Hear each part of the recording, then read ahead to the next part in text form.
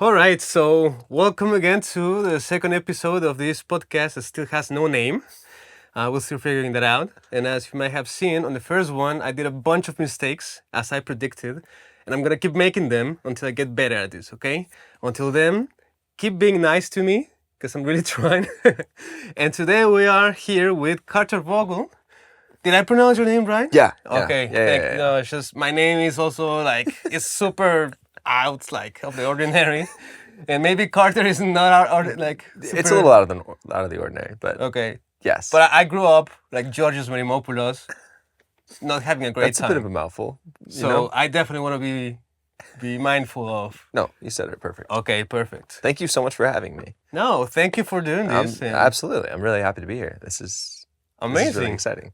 I'm very happy that a lot of my friends have shown interest in this cool project that I'm trying to do, and hopefully brings the community together, the community of musicians, songwriters, engineers, producers who are all up and coming, trying to make this work and shining some light to everybody. All right? So welcome. And let's begin in the beginning, I guess. In the beginning. Yeah. Going back to the beginning. Let's go back to the beginning. Who are you? Where were you born? What's going on in your head? What's going on in my head? That's a whole nother question. But side note, should I look at the camera? Oh, no. Because I'm kind of like the host. I know. I'm trying to Okay. do whatever you want. If you want to talk to them, want to talk to me, Okay. whatever makes you feel comfortable. Okay, is fine. cool. Yeah. So I grew up I was born in the Midwest, born in St. Louis. I moved to Baltimore, Maryland with my mom and my dad when I was, I think, about 5 years old. And my mom and my dad, like neither one of them were ever very musically inclined. I think my mom took piano lessons as a kid along with her siblings, and that sort of died off. You know how that happens as a kid. And she wanted to do the same with me because it's good to have your kids slightly musically inclined. Yeah. I started taking piano lessons. I started playing in the bands at school, and I really started to love it. I found a teacher that was like probably about twice my age at the time. I was probably around 12, and he was like this cool 25-year-old, and it was a lot better than the last teacher I'd had because she was this like 80-year-old by the book grandma. She was lovely, but just not my style, you know. Okay, that's fair. The new guy just like wow, fuck, I'm stumbling. He has like sort of been my mentor for the past decade and a half now, and You're in touch. Yeah, absolutely. He ended up building a studio out in Baltimore, and I like opened it with him. I say opened it with him. I was like the receptionist. I mean, dude, like with Joel, the owner of the studio, I started as an assistant. Right. So hey, that counts. But it was great because it was like hands-on experience. I was like helping out with lessons. I was teaching, and then I was also like in the studio and learning all the gear in high school. So it was a really great like introduction into what I would eventually like start doing later on. So yeah, I started writing in middle school. This teacher was very excited for me. He was very supportive of like any sort of like new creative endeavor that I was trying, which meant he would teach me drums, he would teach me guitar, he would teach me bass, he would make sure that my piano skills were being honed because that's like what I'm best at, and that's my favorite instrument. And he just was very great at I think balancing like the lessons and the knowledge and the theory that you need to know, but also involving like creativity in the music. Okay. And that was really new to me as like a musician, right? I'm a young musician. I don't really know. I think I'm just supposed to follow all these, like all the sheet music and all these charts that I've seen before, but really being able to like create opened up just like an entire new world for me. And so as soon as I realized, I can like put chords together, I started writing, and I'm going on like a big tangent. No, here. that's fascinating. One of my questions was going to be, is there a particular moment, a distinct moment when you realized like I'm also a writer, like I want to contribute? It was like the first song I wrote was in 7th grade. Okay. And it was a very cheesy song called "This Song Ain't About Love." Okay. Because I just was listening to every song on the radio, and I was like, why is every single song about love? Well, why isn't it? You know, like which I came to learn. I didn't know that at the time, you know.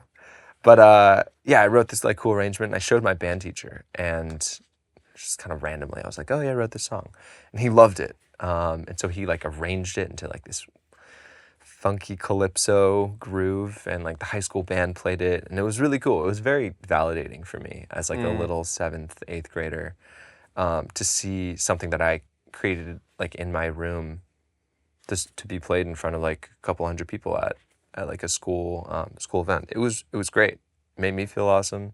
I was excited. I was like, oh, I can keep doing this, and people are gonna like it. Okay. And that was, I don't know. It's hard to have that validation at like a young age with music. Do you think that has changed over the years? Which part? Like the validation part.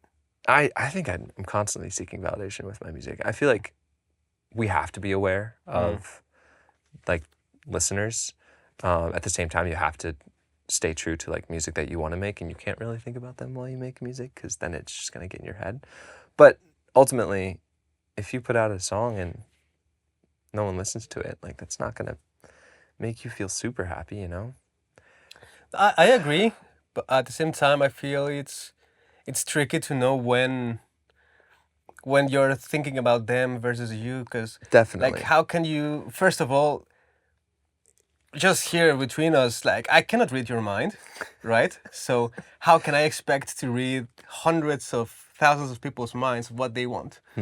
So I think the best approximation is just try to do the best thing you can, and hopefully, you know, Definitely. it fits. Or And I wasn't, you know, I wasn't thinking about that when I wrote that song. I was just like expressing myself. Yeah. And when I realized, oh, I can express myself through music, and it's still being heard, it's still being recognized, and I don't know, I'm being recognized, not even on some like conceited. No, but being seen, I guess. Exactly. Like, yeah. It's great. It's very, I don't know, it makes you feel good. Sorry, my phone is buzzing. No, it's all good. It's all good.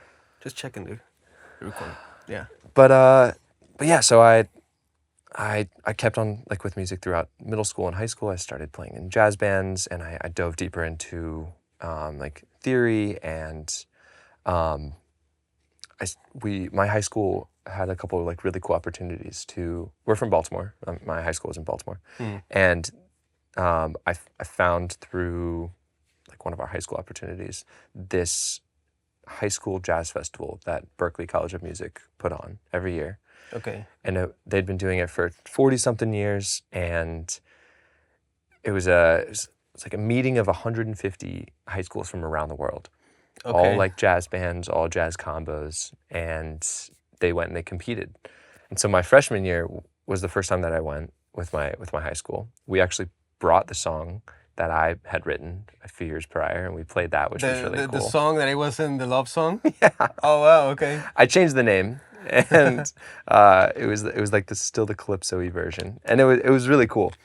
But like playing that on a stage for, I didn't know much about Berklee at the time, but for Berklee professors, and to hear their feedback was like immeasurably helpful to me as a young musician. Sure. So we did that actually. We went up to Berklee, I think it was 2, maybe 3 times throughout my high school career.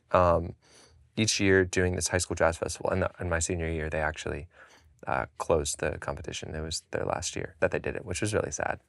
Oh, but okay. Going up to Berklee and like getting acquainted with the school led me to eventually apply there. Apply to Berklee, yeah. And it was the only music school that I applied to. I was kind of like, I'm either going to go do this at Berklee, or I'm going to go do something else. Something else. Okay. And then I got in, and yeah, I don't know. The rest is history. Well, that's amazing. And I'm guessing, yeah, a lot of people that I've met at LAMP and everything, they all went through Berklee. You guys know each other from... I do know a bunch of people from Berklee. Okay. There's a couple like different Berklee programs, right? There's the one in New York. There's like the on-campus, which is in Boston. They have a study abroad program in Valencia, but it's not like the end-all be-all. I feel like there's a lot of, I don't know, there's a lot of talk around Berklee, and it's a great school. You don't need it. There's a million ways. I don't want to try to promote Berklee on this. No, that's fine. That's fine. Do what you We don't must. even need to talk about Berklee. But I guess it was definitely a important moment in your musical life. Absolutely. Right? Like it gave you at least a space to just focus on that. 100%. So at the very least, they deserve that. Yeah, that's true. Yeah. And they also foster competition, which I very much enjoy. music shouldn't be competitive. Mm. I don't agree with that. Or like I do believe that it shouldn't be competitive. However, I think that competition can make you better. And I saw that day after day at Berkeley. It's not even something that you're like trying to think about, but when the person next to you is It's incredible. is incredible, Yeah. you're gonna want to be incredible. Yeah. And I loved that. It was Do you see any of that parallel that after you completed Berkeley and then went to do the lamp thing? to lamp. Do That's you a good see question. anything similar in that regard? You have it in different ways, I think. Berkeley, everyone goes there as like a musician, which is very unique, I think, to a lot of music schools. Not all of them, but I think with Lamp, people came with like a lot of really great skills, and it Okay. opened my mind up to you don't need to be crazy good on an instrument to make incredible music. I think it can help, and I'm always going to be like, It's all good. It's all good. I'm always going to love like making music with live instruments. But what Lamp did was put us in a box, and we were like so constrained that all we could do. Hold on, let me rephrase my sentence. Sorry. Lamp You're like doing great. Lamp literally put us in a box like the size of this room, a little smaller, and all we had was a MIDI keyboard. And so with those limitations came some like really, really incredible like boundaries that we were able to push and break through, and so much, I guess like so much knowledge that I hadn't like experienced. It's very hands-on, I think a little bit more than Berkeley, just because it's like every single day you're in the studio, you're with this very small group of people, and you're kind of just like literally locked in. I don't know. Comparing the two programs is very hard. Yes, I think. I mean, one is like a more traditional, I guess. I didn't go to Berkeley, Right. but I mean, But from it's like friends it and everything, is. I can It's imagine. like it's like a Juilliard, Yeah. Carnegie sort of world, right? You're Yeah. going there, you're taking classes. Lamp, they just throw us like, hey, here's a prompt. Hey, here's Go have fun. good luck. Yeah. Literally. See you next week. Okay. Which is great. Like, Absolutely. I Yeah. think having that freedom. I don't know what was, because you did it online, right? I did it online.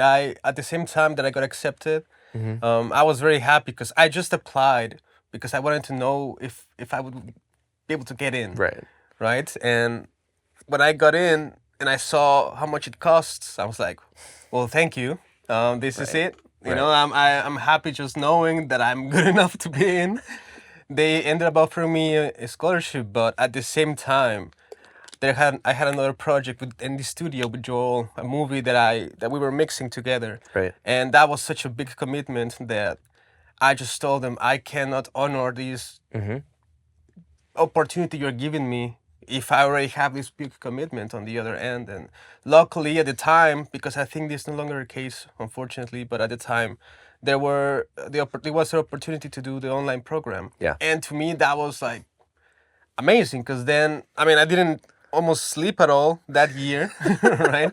Because it was like movie as much as I can during the day and then during the nights or the other way around, doing music for my. I was the producer every week. Of course. So, it was a lot, but a lot of growth. I saw my skills explode a little bit. Yeah. And the speed, right? The speed was life-changing. And to Game-changing. me, because I didn't grow up, I mean, I like your story, being a musician and everything. I didn't grow up in the same way. I grew up being a DJ. Really? Right? It was very different. Like I was still in music and very passionate, but I've always saw other people like musicians being like, that's another territory that I look at DJs and I'm like, I have no idea how. Which you're is doing insane that. because I would tell you is maybe, I mean, they're skilled in everything, right? Absolutely. But now that I become more of a musician, I can tell you that, I mean, it's a way longer path to be decent as a musician than to be decent as a DJ. Okay, you know? I can see that. I can see that. Just the basics, right? Right. But then, as I enter into this program, I'm very stressed because A, I have the movie, right? But B, because the speed of production was something that I always had in the back of my mind as, oof, am I good enough? Am I fast enough? And I would be so paranoid that I would have two instrumentals ready by Monday just to show, just to be like, hey, would you like this? Would you like the other one? Not knowing that they will give us prompts sometimes that would completely make my instrumentals irrelevant, right? I'm like, okay, I Yeah. cannot do this. Yeah. But that whole paranoia kept me on my toes. Interesting. And I was like ready all the time. And that helped me really accelerate and realize what I can do. Yeah. You know, like we have such limiting beliefs at times of like, because we only know what we've been able to up until that point, but we've never been pushed by anybody else, by actual people, teams waiting for you. Yeah. So that's when I'm like, wow, like I remember, because again, my main instruments are not like you're a magician at the keys, but my main instruments is also the piano. And the amount of takes it takes me to have something decent, because I even though I work with MIDI a lot, Yeah. I like to play the stuff. Yeah. It connects me more than just like writing on the mouse. No, right? writing is not the move. And every time that I would try to do it, it would take me so long until one point in the program, midway, I would just think of something and then jump into the keys, do it in one take, and then keep going. And I was like, hold on. Like who? Did I just do this? You know? And it just like I didn't register it that it was actually a fit for myself, for my own growth. Yeah. So that was a whole amazing thing. So LAMP was very positive for me. I met cool people and I met you. I mean, we did different years, but I still know. the community is growing. And I'm really grateful for the LAMP community, especially being out here. Yeah. And just having like a network of creators. Like, I don't know. I'm so grateful. No, definitely. And speaking in collaboration, like what do you think after this experience? What are your like go-tos? Like what are you looking for in a collaborator? That's a good question. I think there's a couple things for sure. I have my own skills, right? I come as like a writer. I come as this sort of like novice stepping into a little bit more experienced producer role. I also come with like an instrumentation background. So I look for people that are filling out the sort of like holes that I have in myself. I want someone I want like a great, incredible vocalist. I think that's a really big like part for, sorry. That's a great question. No, You're it's making so me good, think. dude. I'm That was so a sorry. really I good- don't mean to put you on the spot. It's just like after all this experience, I can imagine situations where you were like, "Oh, this week it went really well," Yeah. versus this was a disaster. What was the difference? You know? I think with each role, there's like different things that I want in the person. I think with an artist, I want an artist that knows who they are as an artist. They know, maybe they don't know their audience, but they know at least sort of a general like sort of person that they're trying to like catch. I also think like a great voice obviously helps. You want someone who's just gonna sing like a madman or a madwoman, and there's someone who's dedicated. I think if they're showing initiative and they're pulling out like song seeds and song ideas, I don't know. God, that's a great question. Now I'm No thinking, sorry. worries, no worries. I think you And then made a bunch of good points. Sometimes, But then yeah. but then you what? Well, then when it comes to like the other roles, like a producer, I want someone who's better than me. I think that's the most important thing. In any room, I want people that are better than me because that's the only way that I'm going to learn. That's the only way that I'm going to get better. You know, I learned that. That's something I learned from Berkeley. If you're not in a room with people that aren't better than you, you're not going to get better. So I think when it comes to collaborators, like I want to be able to learn from them, and I want to be able to make real, like genuine, like projects. I think that's Okay. the best answer I can give you. I No, don't that's know. a great answer. Okay. I sometimes feel like in a collaborator in any sort, my taste and their taste doesn't have to be exact the same because then it's boring. For sure. But it cannot be so far away because then there's just friction. You know, there's healthy friction where it's like, I like it, but maybe we can beat it. Let me try something. Versus like, no. But it's not necessarily good or bad. It's just like, it's just so far away from what this person likes.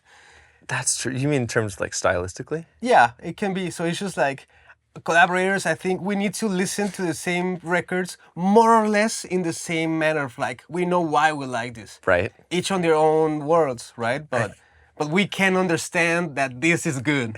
You know? You have to have like mutual understandings. Yeah. I get that.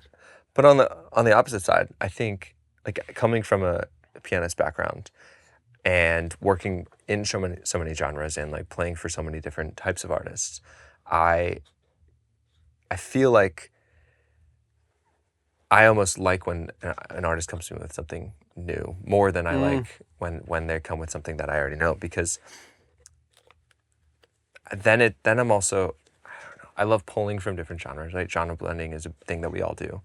But when it's something that you have like no experience with, it's like a new fresh palette, you know? You bring what you have to the table, they bring what they have, and then you're making something that no one's ever even seen before. And I think that's what I like the most. Yeah. I don't know. That's very fun. I don't even know if that made sense. It makes total sense. Okay, good. In that collaboration, what do you think it's been the process you've been going through? Like, how do you begin like a session or? That's a good question. I like to, I've been posting these videos on Instagram. Yeah, the 20-minute. The 20-minute. Yeah. And I start them all off or for context, it's just like 20 minutes of me just like trying to come up with something. And I'm in front of my computer, I have my instruments around me, and I'm building something. And I always start it off every time listening to a couple new songs, or maybe songs I've heard before, and just going through Spotify and clicking through, and just, I call it like inspo loading, right? Okay. Just the inspiration's coming to me. But I like to get a general vibe for whenever we start in the session, of what they want, what they like, maybe, I guess, what they've done in the past. That's always big. But a lot of the times the artist comes and they're like, oh yeah, I hate all my old stuff. I want to do something new. So maybe it's not a good idea to listen to their old stuff. But if you can like pull a couple references of what they're into right now, what they're feeling, and then also sit with them and just like listen to what they have going on. I think you got to start every session off with just like a little conversation, a little chat, a little check-in maybe. And then like immediately after that, you know where you're going, because you have a sonic reference, you have an emotional reference, and it's up to you guys to just like put them together. I think you doing the lamp version that it's in person is very conducive to that behavior of talking. And, Definitely. And I think that's very good. In my case, where it was online, not that we couldn't have Zoom meetings or stuff like that, because we did, but a lot of the times it was us working independently. Yeah. And then maybe doing like a quick call on how it's going. But in that process, and also just in my own process without necessarily thinking about a session, I feel that something without trying that I tried to have, without trying that I ended up having somewhat of a skill, is just having like access, if it makes sense. Because sometimes everything I'm doing is just noodling around. I have no idea what I'm going to do. I'm sitting down and just like putting my hands in the keyboard and just playing with sounds, and I have my template and everything, but I feel like we can have the references, we can have the skills, but sometimes it's just like that day didn't happen. I know, right? and I had that day yesterday, to be totally honest with you. Like, pulled up to a session and we just were stuck, and nothing was like really clicking. And like, what happens when you reach that point? Because it's not a fun place to be. You need something. It's like you need a spark, and you don't have your match on you. Like, that was a terrible reference. That was a terrible analogy. No. Take that. but like, what do you do in that moment? Yeah. You have to noodle. You have to, because that's something that I learned as a producer. That's something that I learned like at LAMP, because I didn't really start producing more seriously until about like halfway through LAMP. Okay. And then I've always been dabbling in production, but I was like really fleshing out songs by the end of LAMP, and that was very new to me, and that's just where I've been the past couple months. But when it comes to production, like you're in charge of the room, Yeah. whether you like it or not. The artist thinks they're in charge. But at the end of the day, if the artist doesn't have it's not having a good time, Exactly. who's next in line? You know? And who's actually making the song? Sure, Yeah. the writers are getting the lyrics, but there's no song without Yeah. this, you know? So it's a lot of, I don't know, it's a lot of pressure. And then when you get to that moment where like you don't know what to do next, noodling is what you have to do. Noodling, I don't know. I agree with you. I think that's probably Noodling after we for talk. me, Yeah, after you talk, is that's what that's what happens. for me. I think noodling, the way I see it, is knocking the door. It's like, hey, I'm here. I don't know what's going on, but I'm just waiting. And in that process, Yeah. something that I like is to let people do their thing for a little bit and not shutting down any ideas, even if we think, Right. like, let's say I'm like you're working on something and I immediately say, yeah, that's not gonna work. Like, I hate that.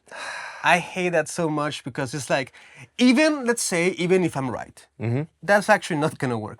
Maybe in the process of trying, we listen to something new because Really there's a important mistake. point. Yeah. And after that, we take that idea and then we come up with the actual part. Yeah. We never were able to give that a chance by just saying that's not gonna work. Oh, really? That is such a great point.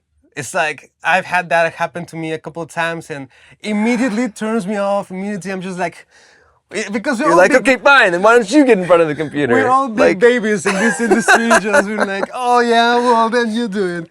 So I always try to just like, don't judge me by my bad ideas. Right. Judge me by my good ideas. Absolutely. How good they are. Once they come, you know? And we cannot have control over when they come. We just need to keep knocking the door. And how? By just noodling. Just going. That's why I can never relate. To me, they are magicians. To people who just work with the mouse all the time. Like, how can you noodle and be... I need to feel it, you know? I'm not even that good of an instrumentalist. Right, but still. But I need to... You still feel it. Yeah. So it's just so like, real. that's the process for me to just do anything. It's just noodling until I hit something and then all the theory makes sense. Right. All the direction, all the whatever. You see the vision. Yeah. But there's so many super incredible produced tracks and everything where I don't think they had a chance to give access or they didn't give access enough importance. Yeah. And they just went with whatever idea. And it just feels like a very elaborate idea of not much, not a lot of depth, right? But if you just leave room for just like noodling and until you stumble on something that's actually interesting, then I think that's what everything, the studio makes sense, you know? It all just clicks. Yeah. I completely agree. And back to what you were saying about like people shooting down things too early. You have to let it ride out. You have to. And that's, again, something I learned at LAMP. Like, I feel like we had very different experiences, but at the same time, there's like a continuity that happens between the in-person and the online. Because it's the same formula.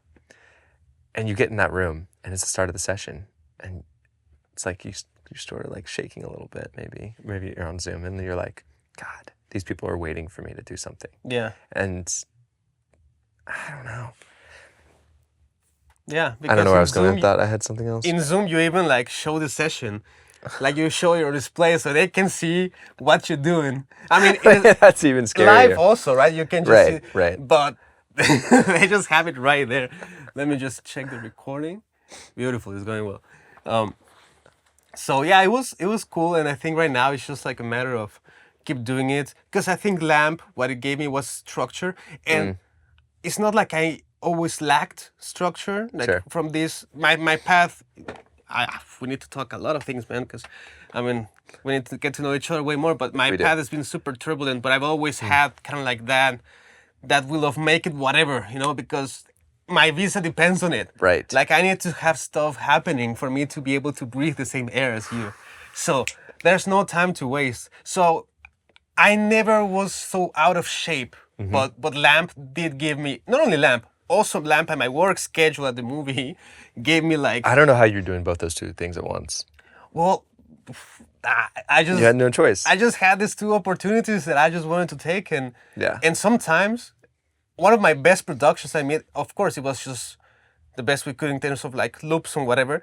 But I did it in 2 hours because that's all I had. It's like I had 2 hours to sit down today and have something, and I did. And it was one of the days Right. because there are days that you throw everything for 14 hours and there's nothing good. That day, every single decision I made, everything worked, and I was just like, thank you. And then I went to the session to do the movie. So you never know, it's just That's like awesome, you though. keep. That's why you need to throw yourself at the fire, and I think that's something that is the opportunities I've had in this industry. Sometimes it's been like that where I've never felt fully ready, Yeah. and sometimes I ask Joel, my mentor, he's like, how do you know how do you know you have reached that point that you know what you're doing? And he's like, sometimes it can be tricky because yes, you've spent hours doing this. You know the scales. Right. You know your EQs, whatever. But sometimes like it doesn't feel like creating is not such a cookie cutter thing that you have the recipe. It shouldn't be, right? Right? So it doesn't matter if you have the same ingredients. The same song will not come out, and that's something intangible that you cannot predict, and you need to make peace with, and just be like, okay, just the act of creation is a blessing. It's a privilege. Right. So even if I spend 10 hours on the beat today and I didn't do something that I really love, I still spend 10 hours of my free will creating. And that by itself, I think it's just enough for that day. God. That's powerful. That's very powerful, actually. No, thank you, man. No, of course. I think, like, do you ever get like producer's block?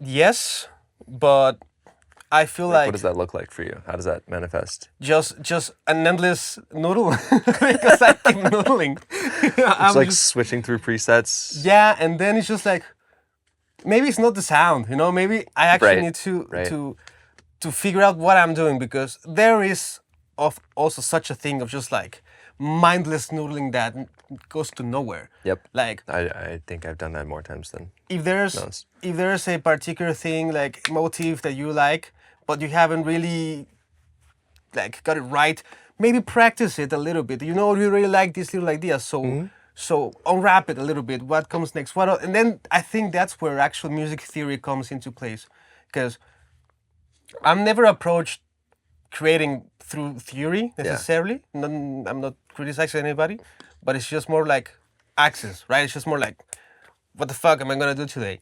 But once I have something, maybe some motif, an idea, and I'm blocked, that's where theory is like, well, what am I actually doing? Okay, I'm in this key. Yeah. What are the chords? And then that's how I like exploring a little bit out of that mindset. You have to use it as a tool, I think.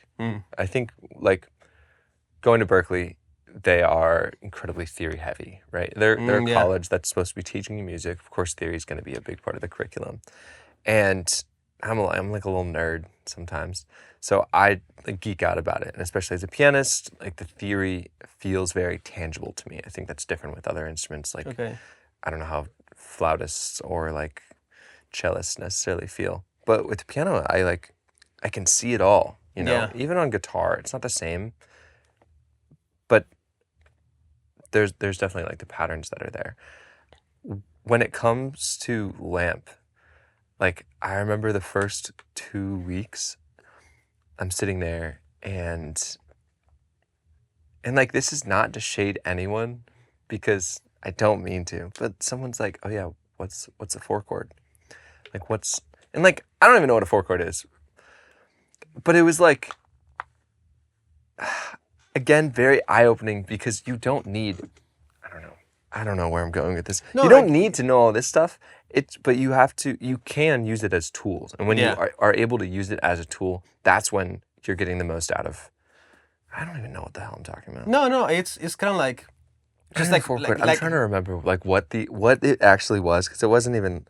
Like it's maybe a parallel would be like reading. If you don't read, you don't have any advantage over the person who doesn't know how to read. because none of you are reading. Like the benefits That's of real. reading are not being absorbed because none of you, but you know it. Yeah. So in theory, you don't have to use it, but it's a hell of a great thing to have just in case, like, okay, today for some reason it's not happening. Yeah. But at the very least, again, which is the key? What are the chords? What is the most famous chord progressions that we can, like Right, this, right. like a tool? You're saying these things are helping you out. Hey guys, I wanted to take a quick second just to talk about the sponsor of this video, which is the Lab Studios. We are a studio located in Studio City, and we offer everything from recording, mixing, and mastering. We're also Atmos certified, so if you have any questions or inquiries, feel free to reach out. We can also offer you 15% off in your first project with us. Now, back to the video. These things are actually tools. I would like to discuss a great topic that it's also being always described as it's just a tool, when sometimes it doesn't feel like it is, which is AI. I knew you were. I knew you were man, going to segue into that. I don't know why. I don't know.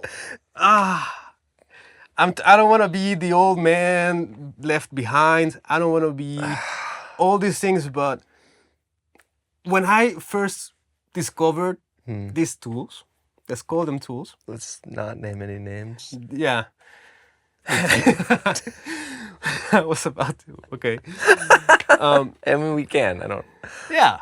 Anyways, the thing is, I remember this very famous producer that I admire, and he hosted a competition in one of these platforms, like remix competition. And I'm doing those all the time, right? Yeah. And I was like, of course, I mean, let me jump it. And I was not aware of the whole situation of how would you create these things. So in any remix competition, there are stems that you download. Right. And then you work on them, right? You don't have to choose all of them, whatever. But Okay. And in here, I would log in. I create my account. I would log in into this platform to download the stems, and I couldn't find stems. I was just like, then how am I supposed to do this? And I was like, no, there must be something wrong with me. I'm doing this wrong, and I'm keep looking, and I just see like whatever version of ChatGPT in this platform is to create your prompts. I'm just like, wait, and then I look videos. So you mean to tell me that this whole competition, Sort of. Yeah.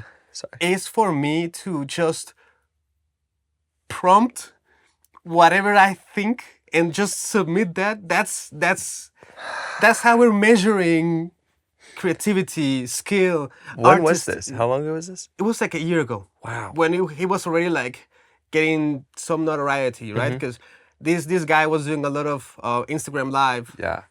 Like, and I wanted to do one of them. I was actually getting ready, doing some tracks for some people, and I was actually gonna showcase my artists and myself as a producer.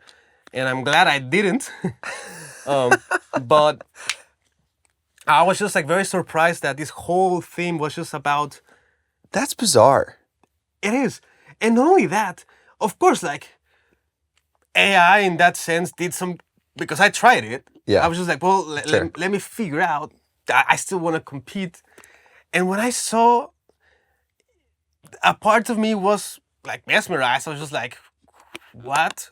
Like, you can do this now?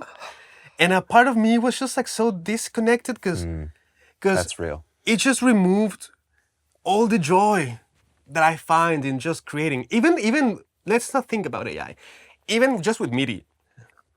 Of course, if I want to work fast, I can just do whatever. But I like, even if it's the same part in two choruses or whatever, I like to play it again because there's the joy of just going through it. Once you have it down, there's the joy of playing. Right. And just like, and then I will edit and whatever. And sometimes I'm like, oh, actually, this was better. Let me just copy paste if I need to go fast. Right. But the joy of just playing the whole thing through is being robbed by just being able to just copy and paste it, right? I think the joy of like the entire creation process is being robbed by it. Exactly. And now, You know? that was just really at that level, and some people will look at me being so romantic, like, why are you doing? Like, man, what do you mean? We get to have fun while doing this. Let me have this fun, right? It will get done, no worries. But now, I just felt no connection whatsoever towards that crazy thing I just created. I Right. did not create that. No. And I was just like, is this now the meaning of being a producer? Like, That's scary because I don't want to think that it is. yeah. But there's people on Spotify. I saw some post, and this one guy, he has, I think it's like 4 or 5 sorry, I'm talking really slowly. 4 or 5 No, it's fine. like We have time. like artist profiles on Spotify, and 2 of them are already over 1 million monthly listeners. And so it was this girl, and she was talking about the situation. She was like, "Here are 5 AI artists to block on Spotify," and I was like, "Oh yeah, I'm gonna block these artists." Yeah. She's like, "They're all underneath this guy. Go block all of them because Spotify will pay. Yeah. Will play all of the AI artists without you even knowing." So I just went into my Spotify and like, you can block an artist. So I just did it because I was like, I don't want this. Yeah. Sure. And it's all this like random finance dude who just like, I guess probably used Suno or something. And I don't know. I hate it. I'm jealous, right? Because like, maybe it is jealousy that someone can just like come out with an incredible sounding, like produced, written song in a matter of minutes. But it's more like, I think, angering than anything else, because It is. I have so many I'm with you. conflicting opinions.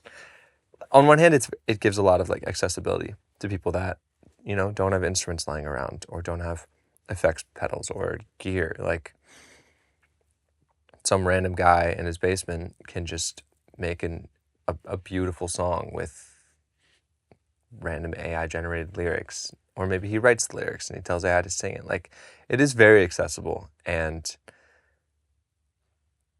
I hate it for that reason. But I don't know. There's no but. I don't know what to do about it, because I don't know. I think I would rather be the old man left behind than. I feel like, I mean, I'm with you where it's like, but again, like all these people saying, "Well, that's happened to every industry, you know, whatever." But at the end of the day, it's like, I don't know if I'm jealous of this guy. I mean, of course, there's this particular like fast Sure. success, right, Sure. of these people, like millions of streams from one day to another. But Yeah. I don't know. I feel like out of everything you can be doing with your time, choosing music is something that we decided to do because we love it. Mm-hmm. I haven't met, maybe they exist, but I haven't met somebody who's like, yeah, my mom made me, you know, like this is not medicine or law or whatever that Yeah. other people like are forced sometimes to do because Sure. whatever. This is something you get in because you're like, I'm such in love with this. Yeah.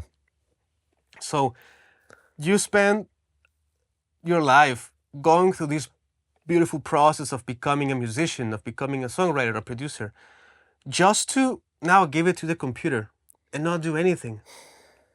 I don't know if I'm jealous of that person, because I'm just like, you're going to die one day.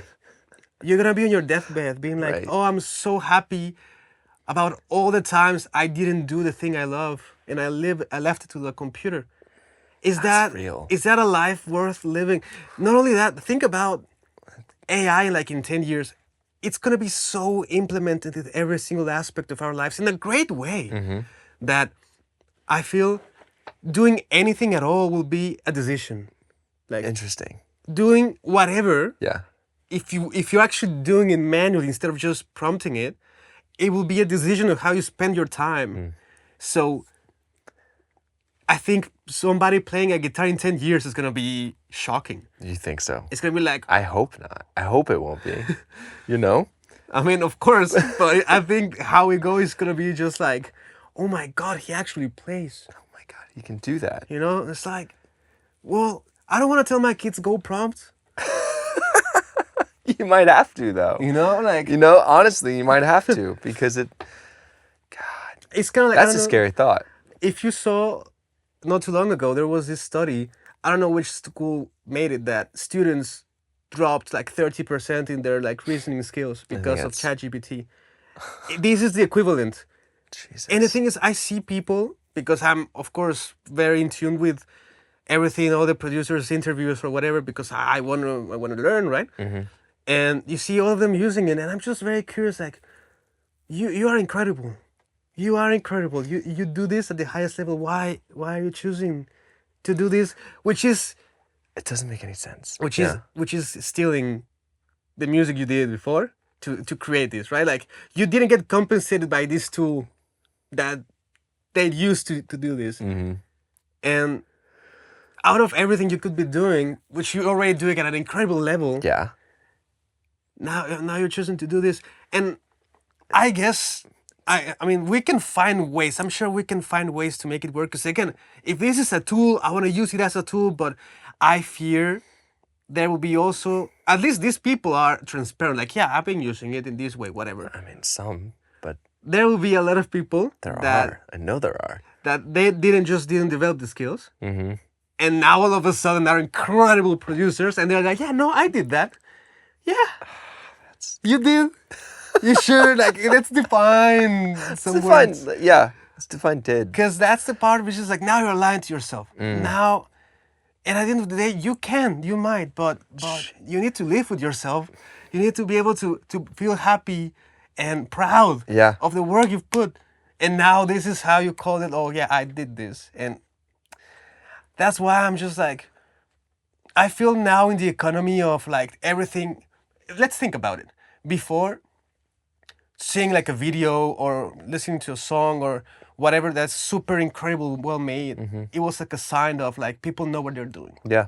right? Like almost like a status thing. Like, once I get to that level, now AI has commodified that aspect like this. This is very true. So it's almost as if maybe, I don't know anything I'm talking about, of course, but if I can predict anything, now in the future, something that is already sounding super clean and whatever is immediately going to be a bit repulsive, because it's going to make us think, AI, I absolutely. I saw a commentary on that, and it was something about how art and like marketing have sort of blended, and now it's hard to distinguish like an art exhibit from like a fashion ad, Oh, okay. and how you have these two sort of like mediums, one which is supposed to be like just true expression, the other is supposed to like grab your attention, like blending, and the line between them is being blurred. And the commentary was also on like how that almost creates a hole in our, I don't know, and like for our attention that needs to be filled in a different way. So the question is like, are we going to now start seeking out things that are less polished, things that are a lot more raw, things that are messy, but still have like an aura of like intention? And I don't know, it was really cool. Like, it's just some like video journalist that I stumbled upon. I think that's really cool if you can send it to me. 'Cause Absolutely. I agree. Like, I think something about knowing that up until now, I guess, all these amazing records or movies or whatever had these people. And how do you imagine how these people came up with this stuff? Yeah. Right? It's like, that's the fantasy. That's the magic. Right. That's like God in the room. And you're like, wow, these people got together. And so They came up with this. There's this narrative behind it, right? There's this fandom. This like, wow, I want to be a part of that. Yeah. Now, if it's already too perfect, and you don't know. Now it's like, who, versus maybe me, who's like, I don't know what I'm doing with video. I'm doing the best I But can. you're trying, making sure. exactly. You're trying it out. You're testing it, and you're how it should be done. But at the trial and very error. least, whoever watches this knows that it's me behind. It might not be perfect, but hey, you can trust there's a human trying to figure this out. So there's value to that, I think. That's why I think in this project that I'm making with this podcast, the version where, in this version, you're gonna sing a little bit your last record, which is beautiful. Thank But you. another version of it will be making a song first, right? Yeah. And I'm trying to make something that keeps humans alive. Where it's like, at the very least, people will be able to see us work. Right. We'll be able to make sure that these people are legit. That was kind of Right. the idea that I had with the 20 minutes a day thing, you know? Yeah. It's to keep, I don't know, at least show that I'm the one doing it. Okay? I'm not, I don't know why I started doing it. I'm going to keep doing it. I've stopped for like a I week think and so. a half. Great idea. But Yeah. I want to like bring people into the world. That's the other part of it, you know? I had other thoughts about like AI. We don't need to go back to it though. Anyways, the thing is, I hope that we can implement. I love the idea of AI doing things that I don't want to do. Right. Right, like. But the problem is that it's doing things that we want to do. Yeah, and nobody asked, and you see. Nobody asked. Nobody asked, and you see the owner, like the creator, the CEO of Suno. They interview. He's like, "Well, nobody likes to make music." Says who, I brother? saw that he said that. That was He's like, so insane. maybe you shouldn't do it, and that's fine. I don't mean to diss you, man, but it's like, if this is how you feel about this beautiful thing, maybe this is not for you. It's okay. It's okay. We need doctors. We need people with other specialties. We need people pushing the boundaries in other ways. Not having somebody being angry about, well, because I cannot make it, then I'm gonna make everybody back to my level. Dude, Right. like, nobody really asked for I this. saw and that it's like- interview. I only saw a clip of it. I should probably go watch the whole thing. But it was ridiculous the way he was just like, yeah, people don't even want to make music. It's too hard. Yeah. It's too tricky. You have to learn an instrument. Oh. And if anything, what's the music being created with AI that is so out, extraordinary? You know? Like, sometimes I listen to these tracks, I'm like, did you need AI to make this? That's You so know, funny. it's like. It's not extraordinary. That's the thing. It's not any different than like a great pop song. I think what AI, and again, not even again, to backtrack a little bit, these aren't AIs. These are language learning models, right? Yeah. Okay? It's not true AI. And I hate that we use the word AI because I don't know, it's not. However, everyone uses it, so we have to use it. But what it's doing is it's just emulating the best stuff that we have, right? And the best stuff right now, the best stuff is pop, right? Because that's the most polished, the most attention grabbing. So all AI is, I wonder, I really wish I could understand like how it builds these songs, because I know all it is looking for is just pattern recognition and I don't know, and like just common, maybe like loops and stuff. I don't understand how it's building these songs, right? I'm not a computer scientist. I'll never be, most likely. But yeah, I don't know where I was going with that thought. No, Sorry. if anything, the only positive, I mean, I'm sure as things progresses and whatever, I think we'll find ways where we can actually make it work and be empowered, but in a good way, instead of just being replaced. Like, I don't want to be sitting down watching something. Instead, like, give me the gloves. I want to be in the ring, you know? Right. But I think as things progress, we'll find new tools and new ways to make this work, and yeah, be happy with it. Because right now, I don't think it's being approached in the best way. I don't think it's. Oh, can you come? Oh my God. Yeah. Thank you. That's fine.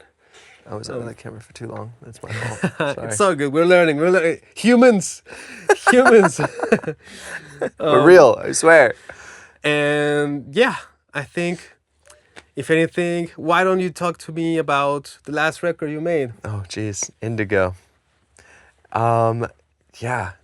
First off, thank you so much for polishing that up. Of course, my pleasure, man. I did it right here at the Lab Studios.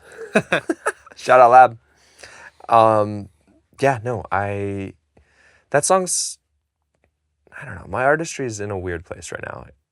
I haven't released anything for years. This is the first release that I've officially put out since, I think, college, I guess. And it still kind of sits in a similar world as my younger self's stuff, but I like to think that it feels like a different sort of person than the old stuff. I'm gonna eventually strip all the rest of the stuff, so I think it's just gonna be Indigo on my page for a little bit. And I don't know, I love this song. I wrote it, I think, almost exactly a year ago. I had without going into too much detail, a relationship that was ending, and the song name, which I haven't, wow, I can't even speak. I haven't said this at all, actually. The song name is the name of a perfume. Oh, that person was wearing? Yeah, it was. Oh, that's So amazing. I know she knows that. Okay. No one else knows that. So I don't know. That's just a fun little tidbit. But I remember like when the chorus came to me, and it was right after we had sort of like parted ways, and I knew that it was something special. I knew that I wanted to write this song. I knew that I wanted to finish this song because, you know, song ideas come to us all the time. There's some random thing that we hear, and we'll make a voice note of it, and it'll sit there for the next 4 years, and we'll forget about it. But I knew immediately as soon as I sat down and like played the chorus, or like the very early stages of the chorus, that I needed to like get the song out. And I don't always like feel that strongly.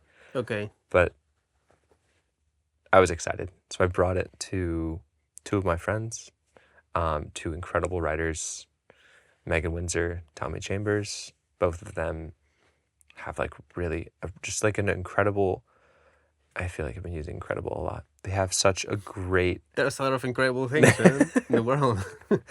They have such like a unique songwriting skill that you just don't see very often.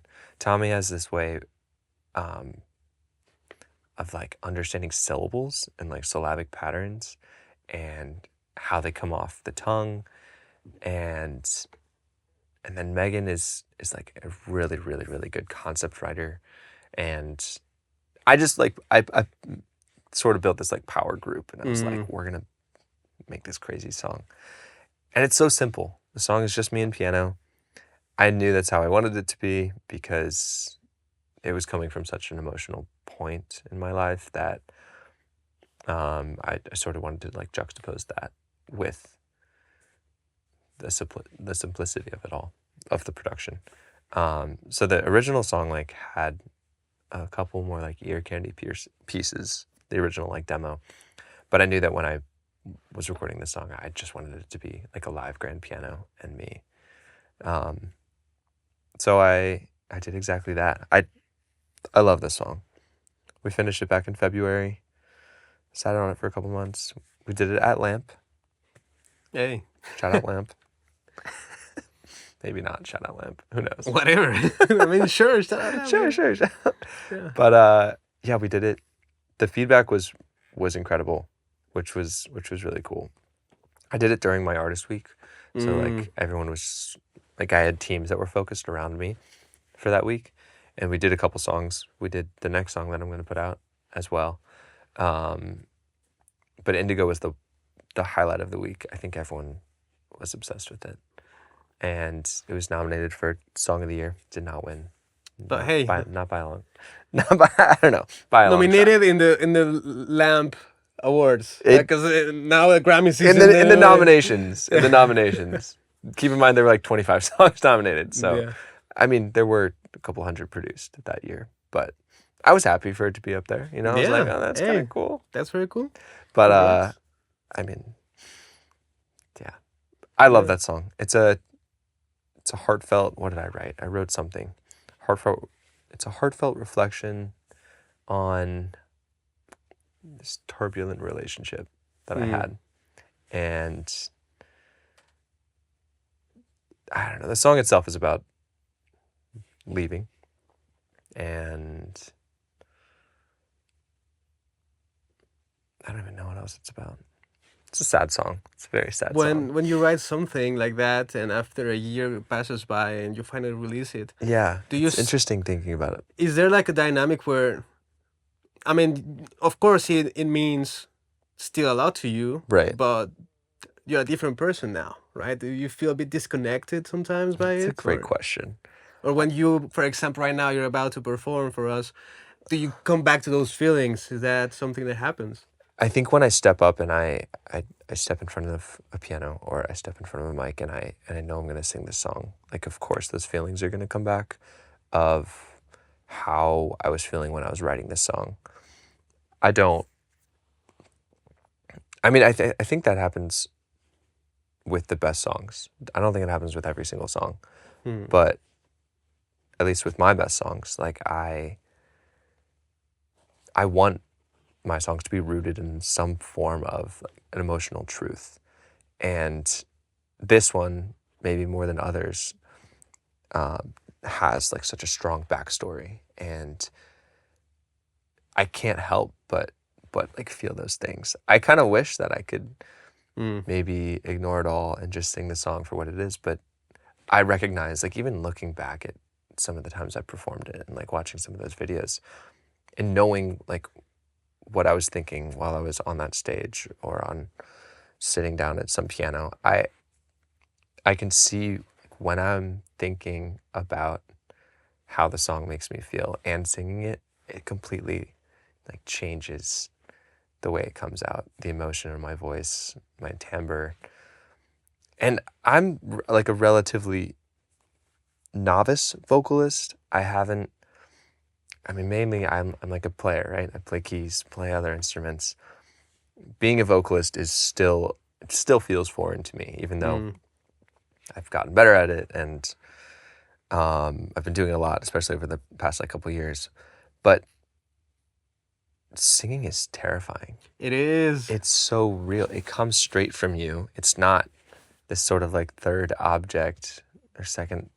I don't know. It's so much more. I'm just gonna use the word real, which is kind of a cop-out word, but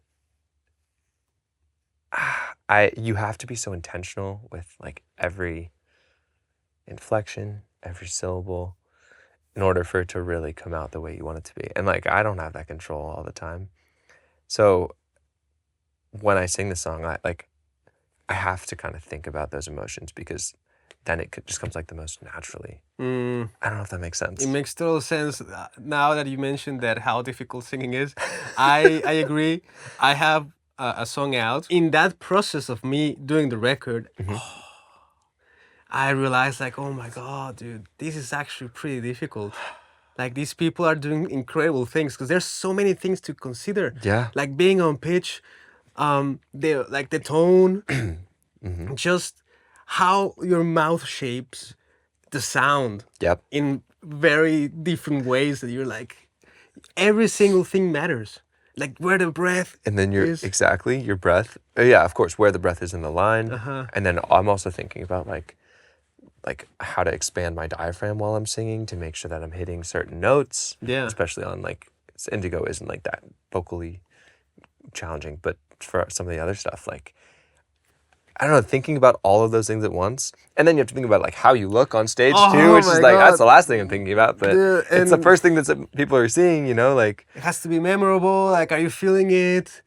You know, it's so many things at once. And then I get lucky because whenever I'm on stage, I have like a piano in front of me.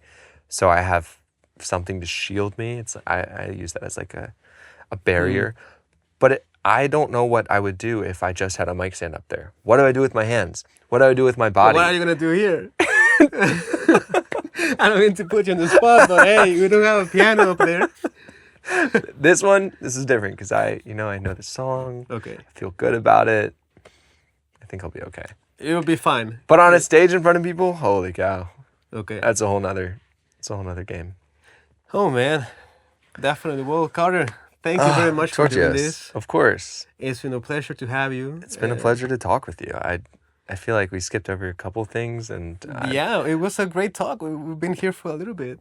How long have we been recording for? It's been like 1 hour. Nice.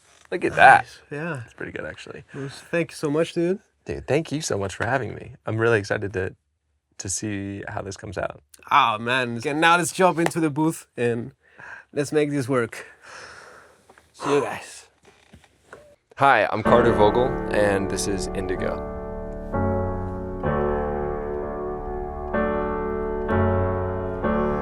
thinking of Sunday, watching the runway, telling God, I won't do this, I won't do this again. Strong like tobacco, earth of a back road, call it timing. I say it's time we step off the ledge. Ooh, ooh, my indigo, the sweetest thing I've ever known. Please just go, my indigo.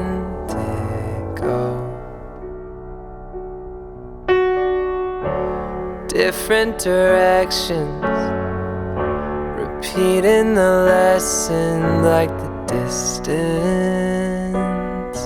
wouldn't kill in the end. Ooh, ooh, my indigo, the sweetest thing I've ever known. Please just go, my indigo.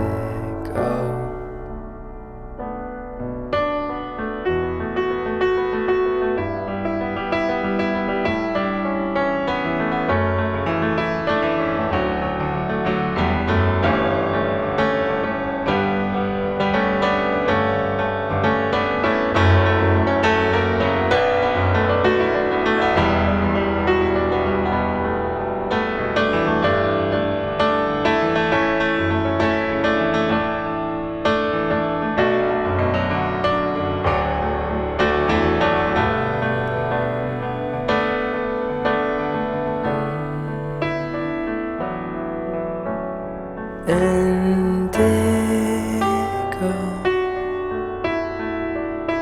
the sweetest thing I've ever known. Please just go, my indigo. Thanks so much.